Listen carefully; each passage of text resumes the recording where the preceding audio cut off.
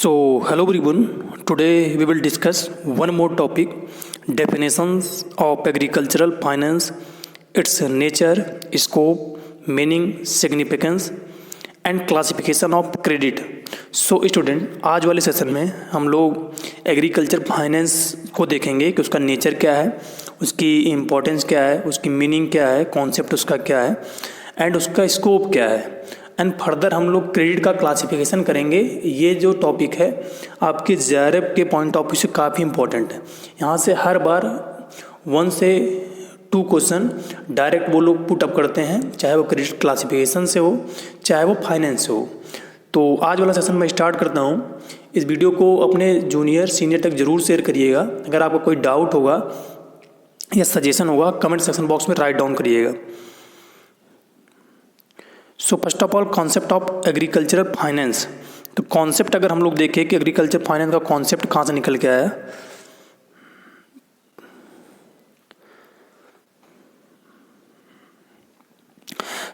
Agricultural finance according to Tandon and Dhondiyal. तो एक book है टेंडन एंड ढोंडियाल की, फार्म मैनेजमेंट की।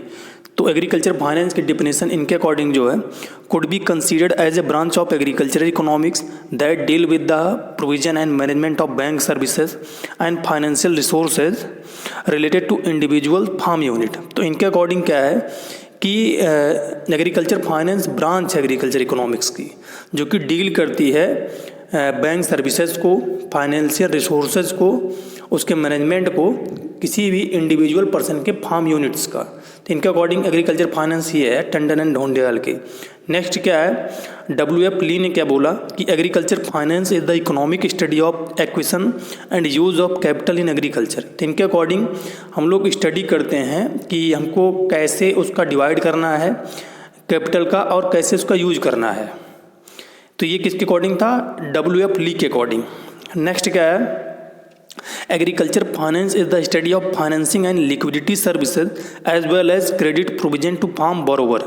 तो नेक्स्ट क्या है कि एग्रीकल्चर फाइनेंस हम लोग किसका स्टडी करते हैं, फाइनेंशियल सर्विसेज जो होती हैं, जो लिक्विडिटी होती हैं, लोन्स होते हैं उनको, उनके सर्विसेज को और क्रेडिट को हमको कैसे फार्म जो बोरोवर्स हैं या फार्मर्स हैं उनको कैसे इफेक्टिवली उनको प्रोवाइड कराना है।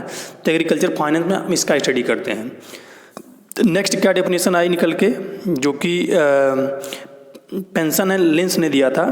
Agriculture finance is the study of financial intermediaries who provide loanable fund for agricultural production and that of financial market in which these intermediaries obtain their loanable fund. तो इनके according क्या है कि financial जो activity provide करते हैं वो intermediary होते हैं। इंटरमीडिएट मीन्स क्या होते हैं कि मिडिल मैन होते हैं, जो कि लोनेबल की जो भी एक्टिविटी होती हैं वो चाहे इंस्टीट्यूशनल लोन हो चाहे नॉन इंस्टीट्यूशनल लोन हो। इंस्टीट्यूशनल में जैसे बैंक वगैरह जो हम लेते हैं, नॉन इंस्टीट्यूशनल में जैसे साहूकार हो गए, हमारे रिलेटिव हो गए, मनी लेंडर्स, इनसे जो हम लोन लेते हैं तो उसके बारे में अवेयर होते हैं और फार्मर को क्रेडिट प्रोवाइड कराते हैं। तो इसको हम लोग क्या बोलते हैं, एग्रीकल्चर फाइनेंस। नेक्स्ट, इसका अगर नेचर एंड स्कोप देखा जाए, नेचर इसका क्या निकल के आ रहा है, agriculture finance can be dealt at micro and macro level. तो एग्रीकल्चर फाइनेंस जो माइक्रो और मैक्रो दोनों लेवल पे डील करता है। माइक्रो फाइनेंस में क्या आता है, micro finance deal with different sources of raising fund from agriculture as a whole in the economy. तो माइक्रो लेवल फाइनेंस जो डील करता है वो ओवरऑल इकोनॉमी को लेकर चलता है, कैसे हमको ओवरऑल इकोनॉमी में फाइनेंशियल एक्टिविटी कंप्लीट करना है, क्रेडिट को इफेक्टिवली प्रोवाइड करना है, वो मैक्रो फाइनेंस में आता है। It is also concerned with the lending procedure, rules, regulation, monitoring and controlling of different agriculture credit institution. जो डिफरेंट क्रेडिट इंस्टीट्यूशन है, चाहे वो बैंक हो गए हमारे या कोई इंस्टीट्यूशनल सोर्स है, उसमें एक रूल्स रेगुलेशन बने होते हैं, तो वो मैक्रो फाइनेंस में आता है। Hence, microfinance is related to financing of agriculture at aggregate level। इसको एग्रीगेट लेवल पे फाइनेंस बोला जाता है। Micro finance refer to financial management of the individual farm business unit. Micro finance जो होता है वो किसी इंडिविजुअल पर्सन के बिजनेस फार्म यूनिट पे जो हम फाइनेंशियल एक्टिविटी प्रोवाइड कराते हैं तो उसको माइक्रो फाइनेंस बोलते हैं। And it is concern with the study as to how the individual farmers consider various sources of credit, quantum to the credit to borrowed from each source and how he allocate the same among the alternative uses within the farm। तो इसमें क्या है कि हम individual के farm पे study करते हैं कि उसके क्रेडिट के सोर्सेज क्या है, जो क्रेडिट उसको मिली है वो कहाँ कहाँ उसको एलोकेट कर रहा है, कैसे उसका मैनेजमेंट कर रहा है, तो उसमें हम माइक्रो लेवल पे स्टडी करते हैं। It is concern with the future use of fund, इसको क्या बोलते हैं कि फ्यूचर यूज ऑफ फंड बोलते हैं। किसी इंडिविजुअल के फार्म पे अगर हम एक्टिविटी प्रोवाइड करा रहे हैं तो फ्यूचर फंड के हिसाब से कर रहे हैं उसको। Next, financial management of farm. अगर फाइनेंशियल मैनेजमेंट ऑफ फार्म्स का देखा जाए तो पहला हमारा इन्वेस्टमेंट डिसीजन हो गया, उसमें ये डिसीजन पहला आता है। सेकंड हमारा फाइनेंसिंग डिसीजन आता है एंड नेक्स्ट हमारा डिवाइडेंट डिसीजन आता है। Effective decision making however require a comprehensive knowledge of financial accounting system in order to.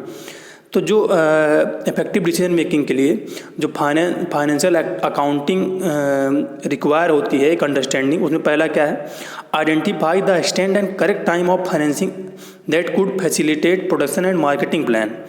तो एक करेक्ट फाइनेंसिंग जो फैसिलिटी होती है उसको आइडेंटिफाई करना है कि हमको प्रोडक्शन कैसे करना है और उसका मार्केटिंग प्लान कैसे करना है, ये हो गया।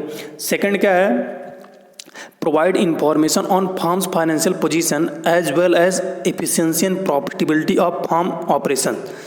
तो इन्फॉर्मेशन हम लोग प्रोवाइड कराते हैं फार्म फाइनेंशियल पोजीशन की और इफ़िशियंसी कैसे हमको लाना है, प्रॉफिटेबिलिटी कैसे लाना है फार्म ऑपरेशन में, इसको हम लोग स्टडी करते हैं।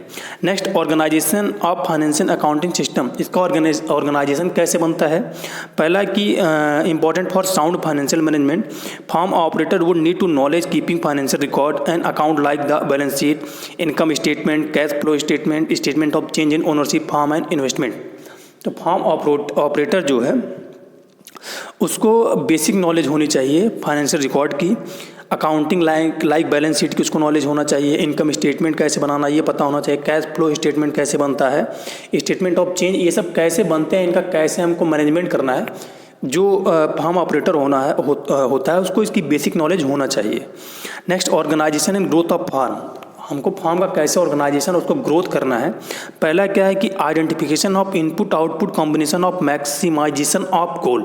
तो इनपुट और आउटपुट के रिलेशनशिप को समझना है जिससे हम लोग मिनिमम इनपुट में मैक्सिमम आउटपुट ले सकें। Determination of size and rate of growth as well as rate of growth and expensing that will justify financial investment in the agriculture enterprises. तो साइज जो रेट है ग्रोथ की उसको हमको identify करना है जिससे हम एग्रीकल्चर एंटरप्राइज को इस्टेब्लिश कर सकें। Study and understanding of determinants of growth rate namely, तो हमको ग्रोथ रेट कितना ग्रोथ रेट है, चाहे हमारा इनपुट कितना तेज़ी से बढ़ रहा है, उसका स्टडी हमको करना है। नेक्स्ट, एक्सटर्नल फैक्टर में क्या क्या आता है जो कि फार्म ऑपरेटर को कंट्रोल में होना चाहिए, जैसे rationing of credit use, policy on capital structure, policy made on use of net farm income, ये इसके बारे में नॉलेज होना चाहिए।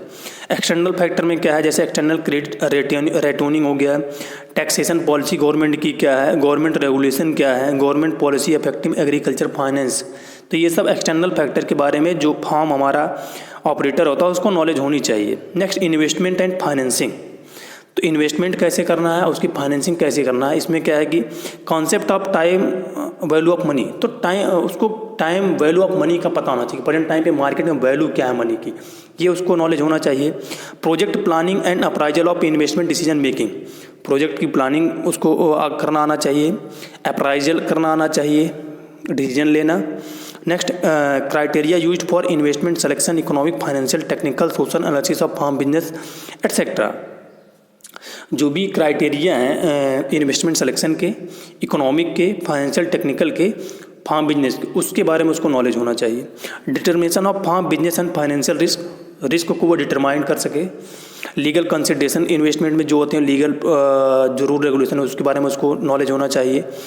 इश्यूज जो आते हैं जैसे टैक्स प्रॉफिट की टैक्स ला की, उसके बारे में इसको बेसिक नॉलेज होना चाहिए। Next, significance of agriculture finance. क्या इसका सिग्निफिकेंस है, क्या इंपॉर्टेंस है? Agriculture finance assume vital and significant importance in the agro socio economic development of country both at micro and micro level.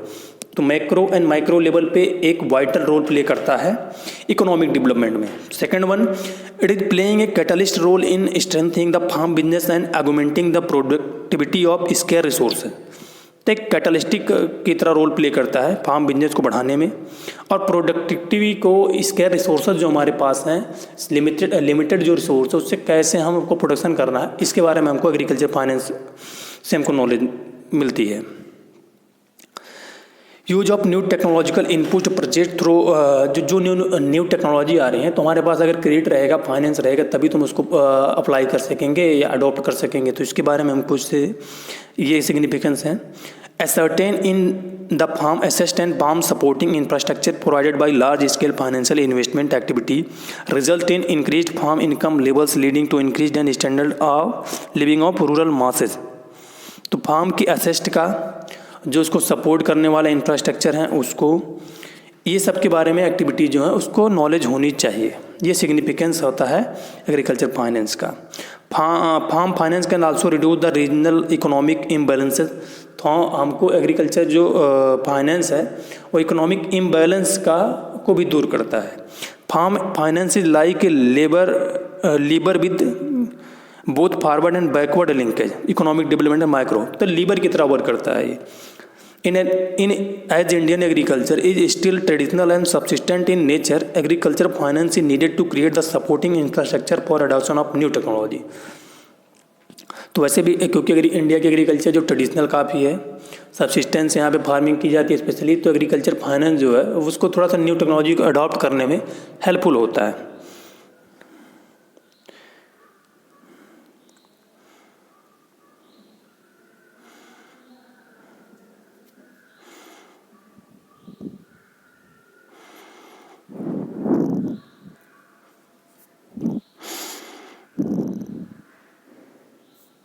Next one क्या है कि classification of credit. So classification of credit में पहला हम लोग देखते हैं कि बेस्ड ऑन टाइम के बेसिस पे जो क्रेडिट का क्लासिफिकेशन किया जाता है उसको 3 टाइप में किया जाता है। एक शॉर्ट टर्म लोन होता है। तो शॉर्ट टर्म लोन क्या होते हैं? These loans are to be repaid within a period of 6 to 18 month. तो टाइम पूछता है कि जो शॉर्ट पीरियड के लोन होते हैं वो 6 से 8 मंथ में हमको रीपे करना होता है। All crop loan are set to be short term loans but the length of repayment period varies according to the duration of crop. तो जो भी क्रॉप लोन आते हैं वो हमारे शॉर्ट टर्म लोन में ही आते हैं, बट उसका जो रिपेमेंट होता है वो क्रॉप के ड्यूरेशन पे डिपेंड करता है। The farmer require this type of credit to meet the expenses of ongoing agriculture operation on the farm like sowing, fertilizer application, plant protection measure, payment of wage to casual labor sector etc. तो इन सभी activity के लिए farmer को necessary होता है इस type के loan का। नेक्स्ट, मीडियम टर्म लोन्स क्या होते हैं? Here the payment period varies from 18 to 5 year. तो इस यहाँ जो वैलिडिटी होती है वो होती है 18 मंथ टू 5 ईयर होती है मीडियम टर्म की। These loan are required by the farmer for bringing about sub improvement on his farm by way of purchasing implement, electronic motors, milk, cattle, sheep and goat etcetera. तो such type के जो credit हैं उनकी need farmer को इसलिए होती है कि अपने फार्म पे वो टेक्नोलॉजी को अडॉप्ट करना चाहता है, चाहे वो मिल्क कैटल हो गए, शीप हो गए, गॉट हो गए, इन सबको अपने फार्म पे अडॉप्ट करवाता है। नेक्स्ट, लॉन्ग टर्म लोन क्या है? These loans fall due for repayment over a long time ranging from 5 year to more than 20 year or even more। तो ये टाइप के लोन जो होते हैं वो 5 साल या 20 ईयर तक की इनकी ड्यूरेशन होती है। ये मीडियम टर्म लोन और इन्वेस्टमेंट और टर्म लोन दोनों में आते हैं।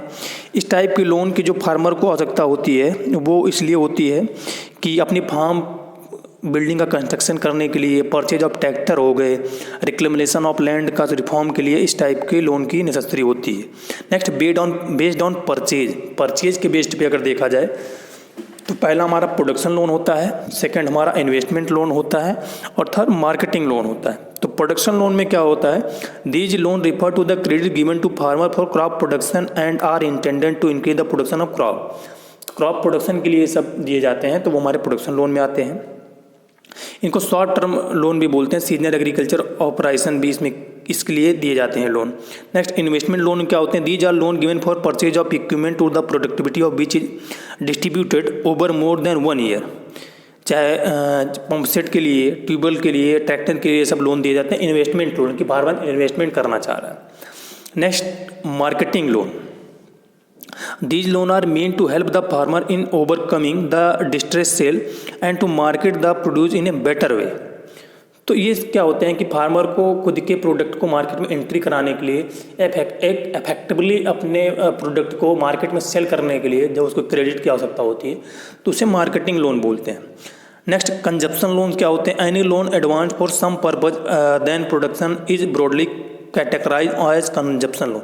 कभी कभी ऐसा समय होता है कि फार्मर के पास खुद की फीडिंग के लिए या खुद के कंजप्शन के लिए उसके पास क्रेडिट नहीं होता, पैसे नहीं होते, तो उसके लिए क्रेडिट लेता है, उसी को क्या बोलते हैं? कंजप्शन लोन बोलते हैं। Next based on security, security loan के बेसिस पे क्या होता है? पहला एक सिक्योर्ड लोन होता है, loan advanced against some security by the borrower are term as secured loan.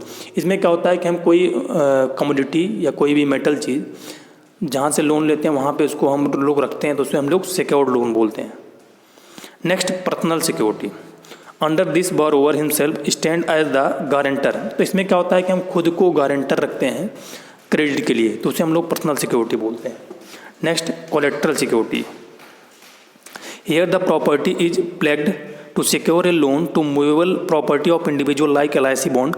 तो कोलेट्रल सिक्योरिटी में क्या होता है कि जो मूवेबल होती है या ट्रांसफ़र करने योग्य होती है उसको हम लोग रखते हैं एज ए प्रॉपर्टी के रूप में, जैसे वो LIC बॉन्ड हो गए, फिक्स्ड डिपॉजिट बॉन्ड हो गए, वेयर हाउस रिसिप्ट हो गई, मशीनरी, लाइव स्टॉक एक्सेट्रा, तो ये कोलेट्रल लोन में आते हैं। नेक्स्ट चैटल लोन में क्या है? Here credit is obtain from pawn broker by pledging movable properties such as jewellery, utensils made of various metal etcetera. तो चैटल लोन में क्या होता है कि हम लोग कुछ प्लेग रखते हैं मूवेबल प्रॉपर्टी, इसमें ज्वेलरी वगैरह जो आती हैं क्रेडिट के लिए। हम लोग जब चाहे वो नॉन इंस्टीट्यूशनल में जब हम किसी मनी लेंडर से लोन लेते हैं तो आपके पास जो गोल्ड वगैरह होते हैं उसको रख के ले देते हैं, तो उसे चैटल लोन बोलते हैं।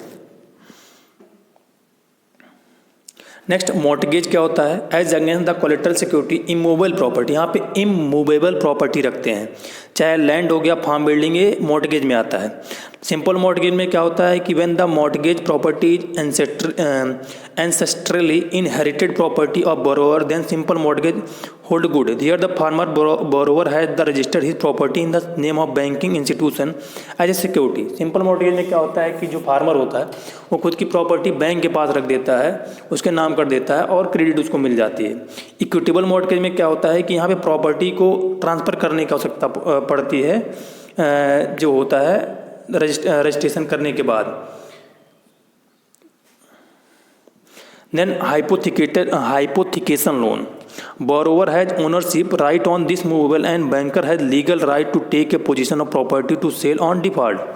तो ऐसा ही हाइपोथिकेशन में क्या होता है कि आप बैंक के नाम कर देते हैं, अगर आप क्रेडिट को पे नहीं कर पाते हैं, रीपेमेंट नहीं कर पाते हैं, तो बैंक के पास अथॉरिटी होती है कि आपको डिफ़ॉल्ट घोषित करके आपकी प्रॉपर्टी को वो ओपन एक्शन कर सके, मतलब नीलामी कर सके। नेक्स्ट की लोन होते हैं ओपन लोन, दो लोन होते हैं हाइपोथिकेशन में। तो की लोन में क्या होता है कि agriculture produce of farmer borrower will be keeped under the control of lending institution. तो यहाँ पे प्रोडक्शन जो लैंडिंग इंस्टीट्यूशन के पास रेस्ट होता है उसके पास रखा जाता है ये की लोन में। ओपन लोन में क्या होता है कि physical position of purchase machinery rest with the borrower. तो यहाँ पे जो बोरोवर है फिजिकल पोजीशन उसी के पास होती है, कोई उसके पास इंस्टीट्यूशन के पास रखने की या जहाँ से लोन ले रहा है उसके पास रखने की आवश्यकता नहीं होती है। अनसिक्योर्ड में क्या होता है कि इसमें क्या अंडरस्टैंडिंग के बेस पे, एक कॉन्फिडेंस के बीच में फार्मर और जो क्रेडिट प्रोवाइडर होता है उनके बीच में बात हो जाती है और उनको क्रेडिट दे देता है वो। Next lender classification. तो लेंडर क्लासिफिकेशन पे अगर हम लोग देखें तो एक नॉन इंस्टीट्यूशनल क्रेडिट होता है। नॉन इंस्टीट्यूशनल क्लासिफिकेशन में क्या होता है, जैसे इसमें मनी लेंडर से, ट्रेडर से, आप कमीशन एजेंट से, अपने रिलेटिव से जो क्रेडिट ले लेते हैं वो नॉन इंस्टीट्यूशनल क्रेडिट होते हैं।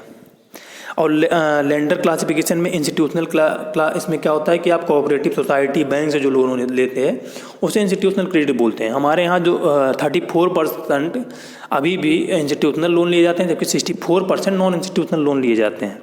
नेक्स्ट बोरोवर क्लासिफिकेशन पे बेस पे क्या है कि बेस्ड ऑन बिजनेस एक्टिविटी, जैसे डेयरी फार्मर, पोल्ट्री फार्मर, ये सब क्या हो गया, ये बेस्ड ऑन बिजनेस एक्टिविटी हो गया। Next based on the size of farm पे, तो एग्रीकल्चर लेबर, मार्जिनल फार्मर, इस बेसिस पे लोन दिए जाते हैं। Based on location, hill farmer और ट्राइबल फार्मर के बेसिस पे भी लोन दिए जाते हैं। नेक्स्ट बेस्ड ऑन लिक्विडिटी, इसमें पहला क्या होता है, self liquidating loans, they generate income immediately and are to be paid within 1 year after the completion of 1 crop season. Example crop loan. तो इसको क्रॉप लोन में क्या होता है कि हम लोग पे करते हैं सेल्फ लिक्विडिटी में 1 ईयर में, और खुद मतलब कमा के इसको पे करते हैं। नेक्स्ट पार्शली लिक्विडिटी में क्या होता है, they will take some time to generate income and can be repaid in 2 to 5 year. तो पार्शली लिक्विडिटी में क्या होता है कि कुछ समय लेके 2 से 5 ईयर में आप इसको पे करते हैं, तो उसे पार्शली लिक्विडिटी बोलते हैं, खुद ही पे करना होता है इसको भी। नेक्स्ट बेस्ड ऑन अप्रोच, तो अप्रोच पे इंडिविजुअल अप्रोच पे कि किसी इंडिविजुअल का पर्पज क्या उस बेसिस पे हमने दे दिया है। एरिया बेस्ड अप्रोच, जैसे कुछ DAP drought prone area program है, उस बेस को हमने लोन दे दिया एरिया के बेसिस पे, एरिया को डेवलपमेंट करने के लिए। Next DIR differential interest rate, exam में पूछता है, इसमें 4% जो होती है एनम आपको इंटरेस्ट देना होता है। Next based on contact, direct loan हो गया, जैसे क्रॉप लोन कॉन्टैक्ट आपने किया डायरेक्ट। नेक्स्ट इनडायरेक्ट लोन में loan given to agro based firm like fertiliser, pesticide industry, तो इनडायरेक्ट लोन इसको बोलते हैं। सो ये सेक्शन एंड होता है जिसमें हम लोगों ने एग्रीकल्चर फाइनेंस और क्रेडिट के क्लासिफिकेशन को कवर किया। अगर अब कोई डाउट होगा आपका तो कमेंट सेक्शन बॉक्स में राइट डाउन करके पूछ लीजिएगा। सेशन में एंड करता हूँ। Thank you for listening.